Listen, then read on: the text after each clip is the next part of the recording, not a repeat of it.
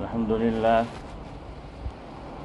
لله وكفى وسلام على عباده الذين اصطفى أما بعد وقد قال الله تبارك وتعالى في القرآن المجيد والفرقان الحميد فأعوذ بالله من الشيطان الرجيم بسم الله الرحمن الرحيم يا أيها الذين آمنوا إذا نودي للصلاة من يوم الجمعة فاسعوا إلى ذكر الله وذروا البيع ذلكم خير لكم إن كنتم تعلمون وقد ورد في الحديث عن أبي هريرة رضي الله تعالى عنه عن النبي صلى الله عليه وسلم قال إذا قلت لصاحبك أنصت يوم الجمعة والإمام يخطب فقد لغوت أو كما قال عليه الصلاة والسلام رواه البخاري۔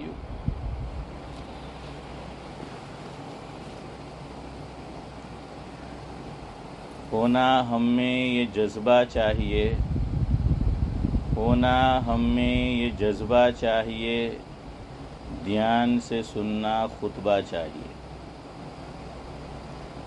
بحمد اللہ ہم سب مسلمان ہیں، بحمد اللہ ہم سب مسلمان ہیں،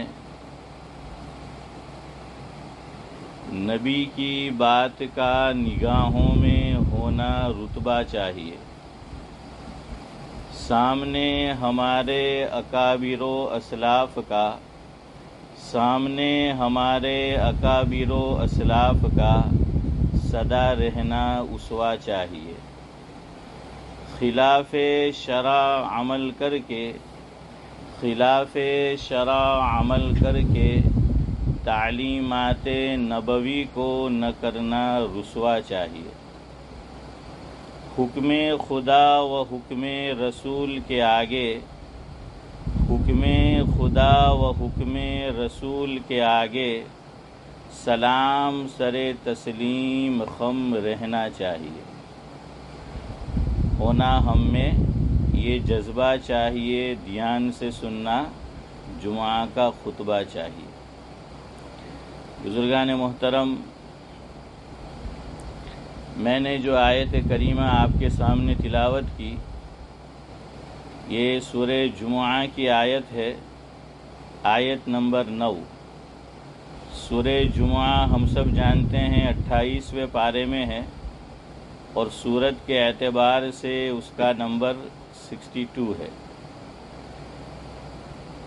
اس آیت کریمہ میں اللہ رب العزت نے 4 باتیں یہ بیان فرمائی ہے۔ نمبر 1، جمعہ کی فرضیت، کہ جمعہ کی نماز کیا ہے؟ یہ فرض ہے۔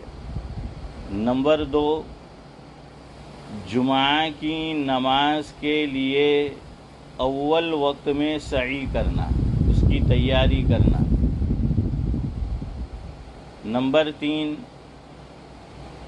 جمعہ کا خطبہ، اور اسی تعلق سے آج کی مجلس میں مجھے کچھ باتیں آپ کے گوش گزار کرنی ہیں۔ نمبر 4، خرید و فروخت، یعنی لین دین کا حرام ہونا۔ یہ لین دین کا حرام ہونا یہ وقت کب سے شروع ہوگا؟ تو اس آیت کریمہ کی تفسیر کرتے ہوئے صاحب معارف القرآن، سابق مفتی اعظم پاکستان حضرت مولانا مفتی محمد شفیع صاحب نور اللہ مرقدہ نے جو کچھ تحریر فرمایا، اس کا خلاصہ یہ ہے کہ حضور اکرم صلی اللہ علیہ وسلم کے زمانے میں جمعہ میں ایک ہی اذان ہوتی تھی۔ اس کے بعد صدیق اکبر رضی اللہ تعالی عنہ کا دور آیا تو اس میں بھی جمعہ میں ایک ہی اذان ہوتی تھی۔ صدیق اکبر رضی اللہ تعالی عنہ کے بعد حضرت عمر فاروق رضی اللہ تعالی عنہ کا دور خلافت آیا، اس میں بھی جمعہ کے دن ایک ہی اذان ہوتی تھی۔ پھر خلیفہ مقرر ہوئے ذی النورین حضرت عثمان غنی رضی اللہ تعالی عنہ، تو حضرت نے اپنے زمانے میں، اپنے دور خلافت میں ایک اذان کا اضافہ کیا، جسے آج ہم پہلی اذان کہتے ہیں۔ امام جب منبر پر بیٹھ جاتا ہے خطبہ دینے کے لیے، اس کے سامنے جو اذان پڑھی جاتی ہے، نبی کریم صلی اللہ علیہ وسلم کے دور سعادت میں، صدیق اکبر کے دور خلافت میں، عمر فاروق کے دور حکومت میں یہی ایک اذان ہوا کرتی تھی کہ منبر کے سامنے اس کو پڑھا جاتا تھا۔ لیکن پھر آپ جانتے ہیں کہ اسلام دنیا میں پھیلتا چلا گیا، کاروبار بڑھتے چلے گئے، اور جیسے جیسے نبی کریم صلی اللہ علیہ وسلم کا زمانہ دور ہوتا گیا، لوگوں میں سستی اور غفلت بھی آنے لگی۔ پہلی اذان کے بعد، یعنی جو منبر پر امام بیٹھ جائے اور اس وقت جو اذان پڑھی جاتی ہے، اس کے بعد اللہ رب العزت فرماتے ہیں کہ خرید و فروخت منع ہے۔ اب نہ میں اور آپ کوئی چیز خرید سکتے ہیں اور نہ کوئی چیز بائی کر سکتے ہیں۔ اب میرا اور آپ کا مزاج کیا ہے؟ اگر یہی حکم ہوتا کہ ابھی تو بہت دیر ہے، منبر پر امام صاحب بیٹھیں گے، اذان پڑے گی، بہت دیر ہے، آرام سے جائیں گے۔ پہلے دور میں کیا ہوتا تھا؟ کتابوں میں لکھا ہے کہ اشراق کے وقت سے لوگ جمعہ کی تیاری شروع کر دیتے تھے اور مسجد جانا شروع ہو جاتے تھے۔ کب سے؟ ہاں، جیسے آپ حرمین شریفین چلے جائے اور جمعہ کا دن ہو، جس کو امام کے قریب نماز پڑھنا ہو، تو آپ جانتے ہیں کتنا جلدی جانا پڑتا ہے، اور وہ بھی خاص طور سے اگر حج کا زمانہ ہو، اس سے پہلے یا رمضان المبارک میں ابھی جو موجودہ دور ہے اور جمعہ آ جائے، تو لوگ کتنے پہلے سے تیاری کرتے ہیں۔ تو اس دور میں لوگ یہ نہیں سوچتے تھے جو میرا اور آپ کا ذہن ہے کہ بھائی ہم تو گنجائش ڈھونڈتے رہتے ہیں کہ ہر چیز میں گنجائش ڈھونڈنا، اور وہ حضرات فضیلت ڈھونڈتے تھے کہ فضائل کیا ہے۔ جمعہ کا یہ جو دن ہے، یہ مسلمانوں کی ہفتہ واری عید ہے۔ حدیث پاک میں اللہ کے نبی صلی اللہ علیہ وسلم نے جمعہ کے دن کو ہفتہ واری عید قرار دیا ہے، اور اگر اسلامی حکومت ہو تو چھٹی کا دن بھی سنڈے نہیں بلکہ جمعہ رہے گا، چونکہ یہ مبارک دن ہے کہ لوگ جلدی مسجد آئے، جمعہ کے لیے تیاری کرے۔ دیکھیے پہلے لوگ جلدی آتے تھے تو سورہ کہف وغیرہ پڑھنا اور دوسرے معمولات کا ادا کرنا بھی آسان ہو جاتا تھا کہ آدمی مسجد میں آیا ہے تو کچھ نہ کچھ عبادت کر لیتا تھا۔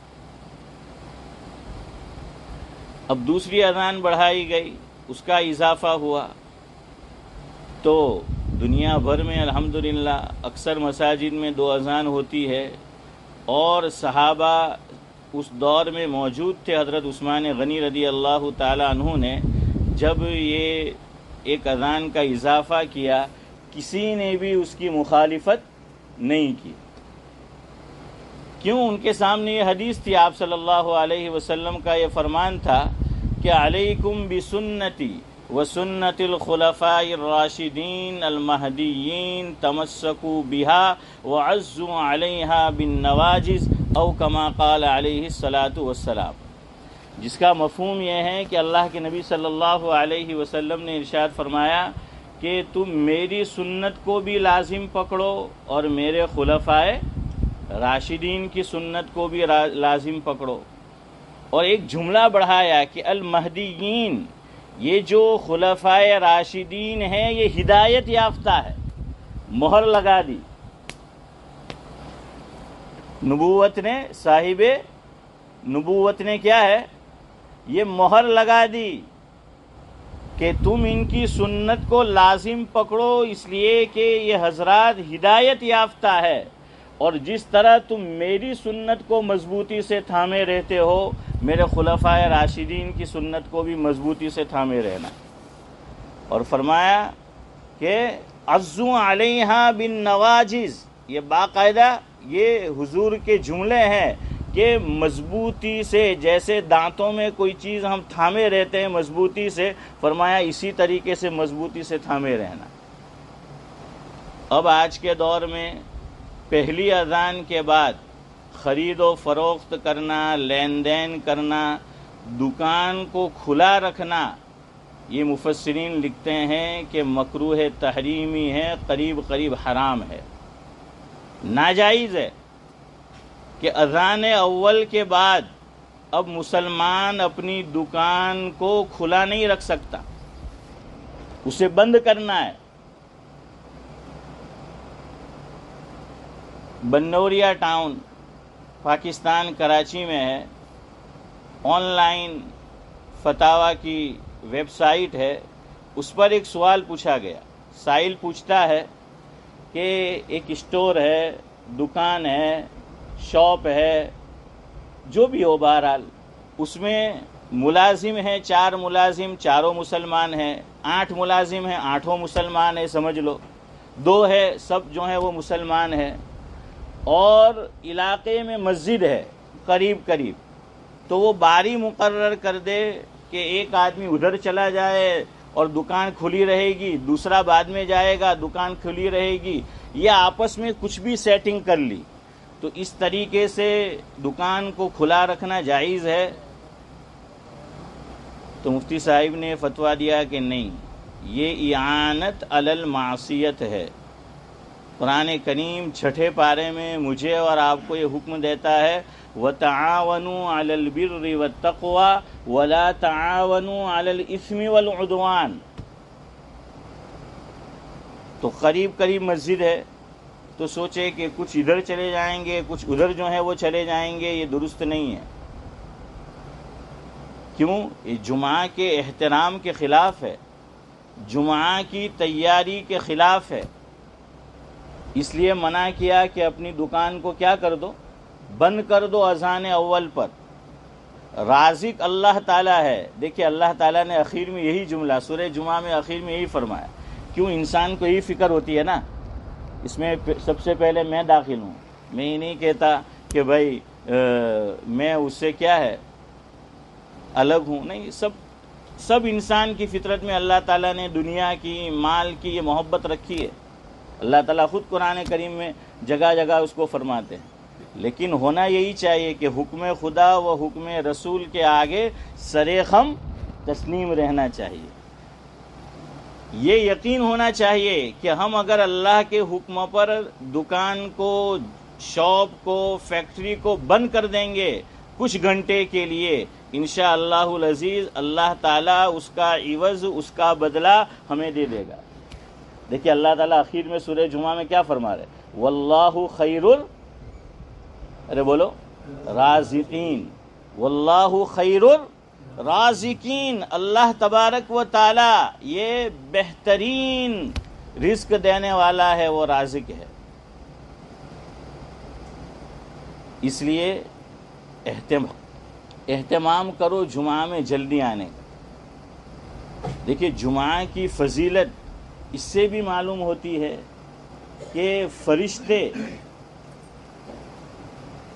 حدیث پاک میں فرمایا اللہ کے نبی صلی اللہ علیہ وسلم نے کہ کھڑے ہو جاتے ہیں مسجد کے باہر، جو سب سے پہلے آتا ہے جمعہ کے دن نماز جمعہ کو ادا کرنے کے لیے، تو آقا نے فرمایا مفہوم یہ ہے کہ اس کے نامہ اعمال میں اونٹ قربان کرنے کا ثواب لکھا جاتا ہے، کہ اس نے اللہ کی راہ میں کیا قربان کیا؟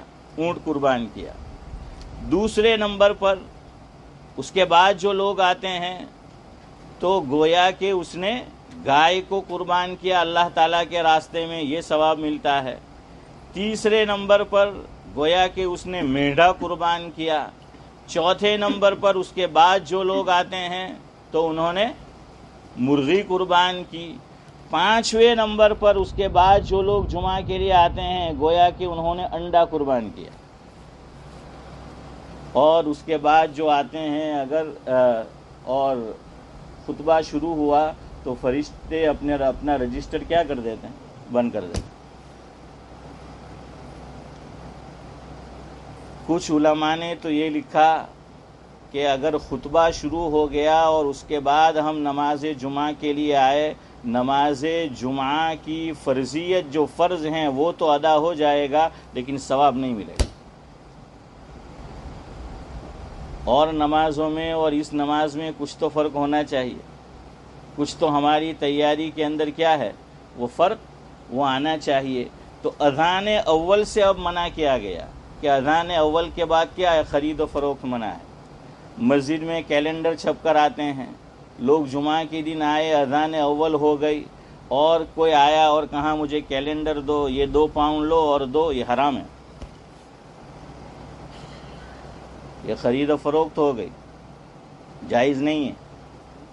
یہاں تو نہیں ہوتا، یہاں ہے لیکن وہ باہر سینٹر کے باہر کھڑے رہتے ہیں، لیکن شاید وہ تو جلدی بند کر دیتے۔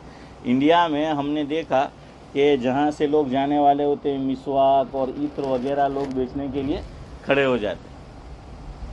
اب جمعہ کا خطبہ ہو رہا ہے اور وہ سیلنگ اس کا جو ہے وہ جاری ہے، خرید و فروخت وہ جاری ہے۔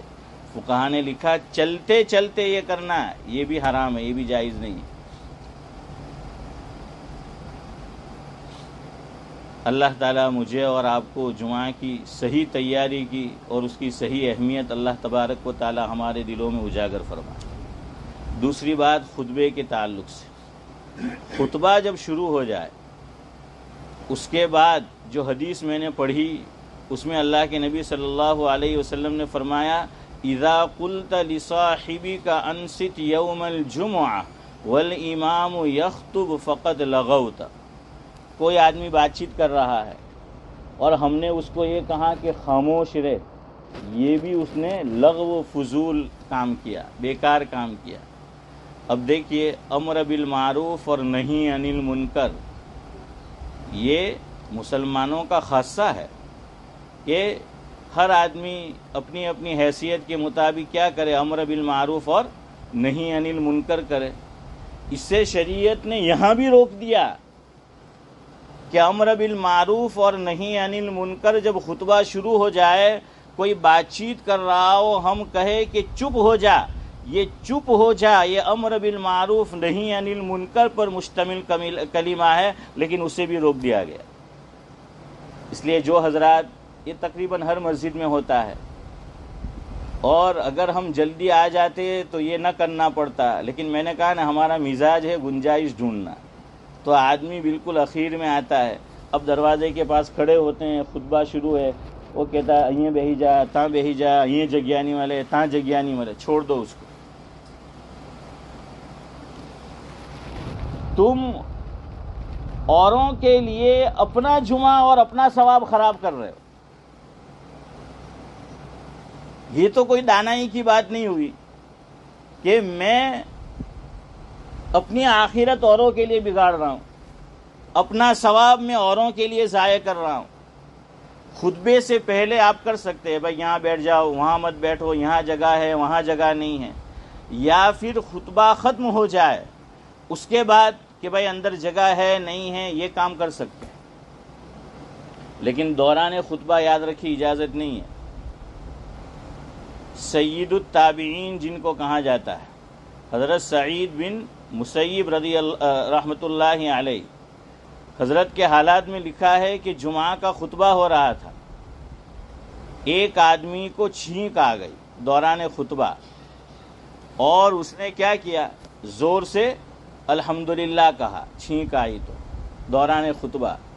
نماز کے بعد حضرت نے اسے منع کیا کہ جب چھینک بھی آئے دوران خطبہ تو زور سے اس کا جواب بھی نہیں دینا، زور سے اس وقت جو دعا پڑھی جاتی ہے وہ نہیں پڑھنی ہے، وہ آہستہ پڑھنی ہے۔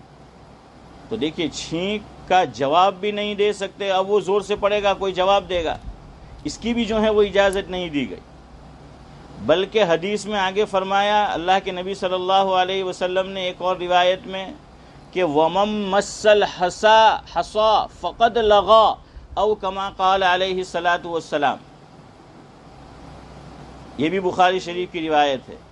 پہلے دور میں، پہلے زمانے میں آپ جانتے ہیں کہ یہ کارپیٹ وغیرہ مسجد میں نہیں ہوا کرتی تھی. حضور اپنے دور میں جو یہ مسئلہ بیان کر رہے اس وقت، وہاں تو کیا تھی، کنکریاں ہوا کرتی تھی نیچے زمین پر، اور وہ بیٹھتے تھے وہیں نماز ادا کرتے تھے. حضور نے فرمایا کہ دوران خطبہ، بخاری شریف کی روایت ہے، وَمَن مَّسَّ الْحَصَى فَقَدْ لَغَا، کہ اگر کسی نے کنکریوں کو ادھر ادھر کیا اور کنکریوں کے ساتھ وہ کھیلا، یہ بھی اس نے لغو کام کیا. حالانکہ اس میں کیا ہو گیا ہے، وہ کنکریوں کو ہٹا رہا ہے، اس کو ادھر ادھر کر رہا ہے. علماء نے آج کے دور میں یہ لکھا، اب اس پر قیاس کرتے ہوئے، کہ اب تو الحمدللہ بہت کم ایسی مساجد ہوگی کہ جو ایسی حالت میں ہو، ورنہ اب تو مساجد بقول حکیم الاسلام قاری محمد طیب صاحب رحمۃ اللہ علیہ، پہلے اللہ کے گھر ہوا کرتے تھے، اب تو مسلمانوں نے اللہ کے بنگلے بنا لیے. اب کیا بنا لیے ہے نا، عالیشان مسجدیں ہوتی ہے، مسجدیں ہیں ماشاءاللہ. خود ہماری مسجد دیکھے، قریب میں جو مسجد ہے وہ دیکھے، عالیشان مسجد ہے. اب بعض لوگوں کو عادت ہوتی ہے بیان کے درمیان میں بھی اور خطبے کے درمیان میں بھی کیا کرتے ہیں، جیسے یہ کارپیٹ ہے، پتہ نہیں اب وہ تاج محل کا نقشہ بناتے یا لال قلعے کا بناتے ہیں، پتہ نہیں ہے وہ کیا ہے، وہ کھیلتے رہتے ہیں.